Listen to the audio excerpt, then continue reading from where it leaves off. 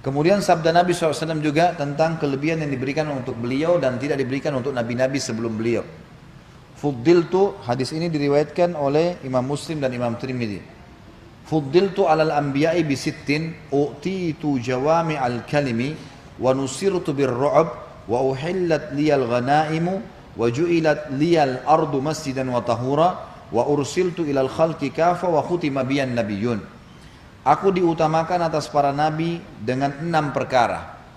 Nabi-nabi lain tidak punya nih. Yang pertama, aku dikaruniai jawami al-kalim. Ini artinya kemampuan berbicara singkat dan padat.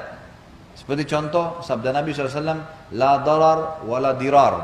Tidak boleh menyusahkan, tidak boleh disusahkan, gitu kan. Ini makna pendek tapi luar biasa bobotnya, gitu kan. Man ghasyana falaysa minna.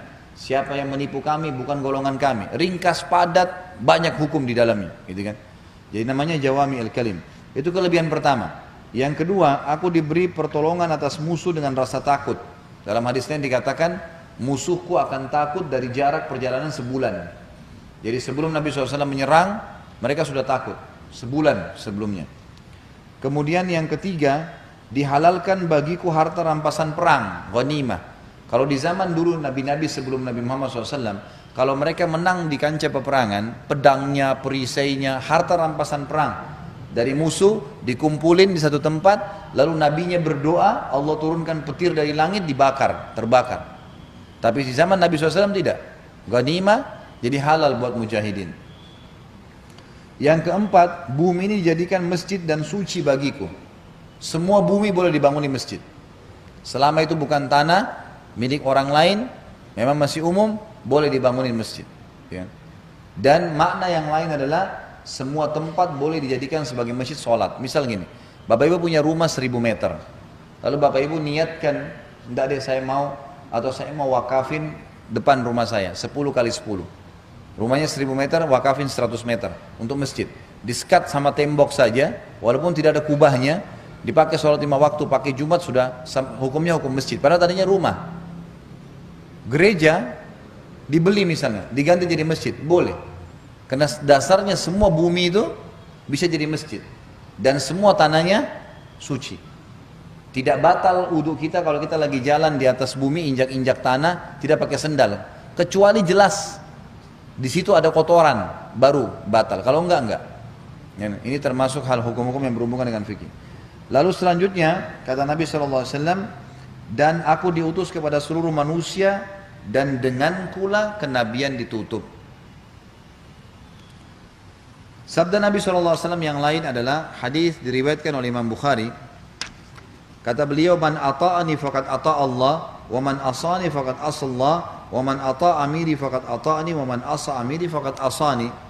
Barang siapa yang taat kepadaku berarti ia taat kepada Allah, dan barang siapa yang durhaka kepadaku maka dia berarti dia durhaka kepada Allah. Dan barang siapa yang taat kepada pemimpin pilihanku, ini termasuk kata sebagian ulama hadis adalah Abu Bakar yang dipilih oleh Nabi SAW ditunjuk jadi imam, maka ia telah berarti taat kepadaku.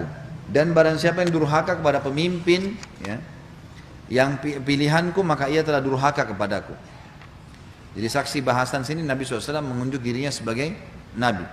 Juga hadis Nabi SAW yang lain riwayat Darul Qutni, dan hadis ini dinyatakan hasan.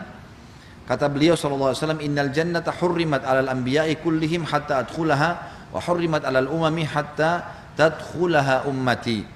Sesungguhnya surga diharamkan atas seluruh nabi sehingga aku memasukinya, dan diharamkan pula atas seluruh umat sebelum umatku memasukinya.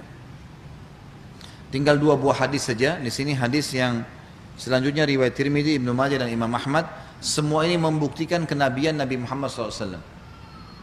Kata Nabi SAW, in idza kana yaumul qiyamati kuntu imamal anbiya'i wa khatibahum wa sahiba syafa'atihim ghairu fakhrin. Pada hari kiamat nanti pastikan akulah pemimpin para nabi, juru bicara mereka, dan pemberi syafaat, pertolongan kepada mereka.